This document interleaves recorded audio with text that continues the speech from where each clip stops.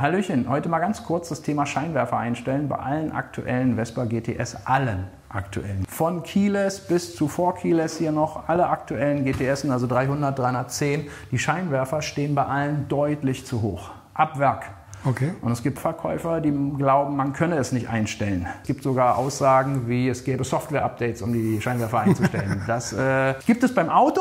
Das Problem ist, wenn Autoschrauber an Motorräder gehen. Aber macht nichts. Man kann die natürlich einstellen. Ja, lasst euch da nichts erzählen. Und ihr könnt es auch selber machen. Das ist überhaupt nicht dramatisch. Und du zeigst erst mal, wie das geht. Und zwar zeige ich mal wie. Also als erstes braucht man natürlich Licht, ganz klar. Licht geht nur, wenn der Motor an ist. So, Licht bleibt an, wenn ich den Seitenständer rausdrehe. Und jetzt sieht man hier, das habe ich mir auf meiner Bühne, das Fahrzeug steht auf einer Bühne, kann das ausmessen, wie der Lichtkegel sein soll. Ja, gibt es tolle Tutorials und Hinweise im Internet, wenn ich das jetzt erkläre, dauert das Video zu lang.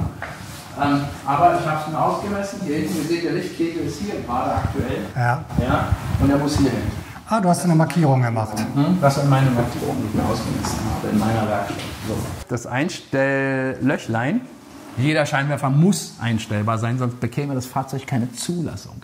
Hier ist ein Löchlein im Lenkerdeckel. Ah, wenn man da reingeht, dann spürt man großer Kreuzschraubendreher.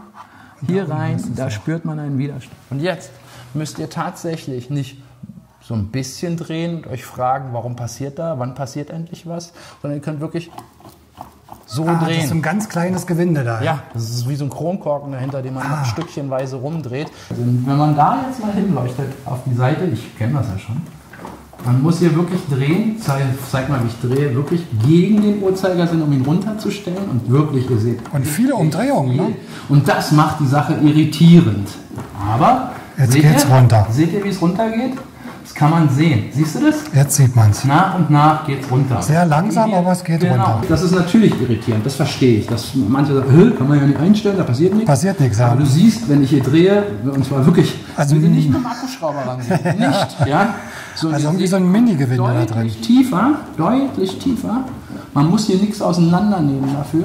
Jetzt mal zurückgestellt.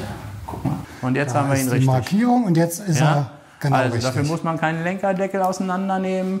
Kann man, aber dann muss man ja immer ranhalten, weghalten, ranhalten, weghalten. Das ist dann auch schwierig. Man muss keinen Lenkerdeckel dafür auseinandernehmen. Man kann sie natürlich einstellen, vollkommen klar. Kann jeder selber machen, auch falls der Händler zu weit weg ist oder falls der Händler behauptet, es ginge nicht.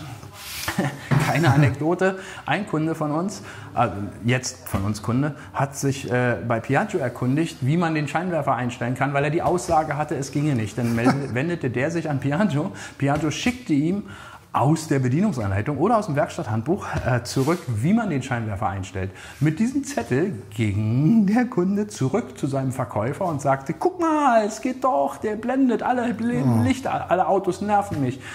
Dann sagte der, nein, das ist für ein anderes Modell. Okay. Es gibt aber bald einen Rückruf.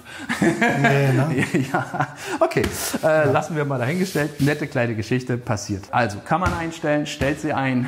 Das war's für heute. Kurzes Shorty, viel Spaß dabei. Super, danke dir.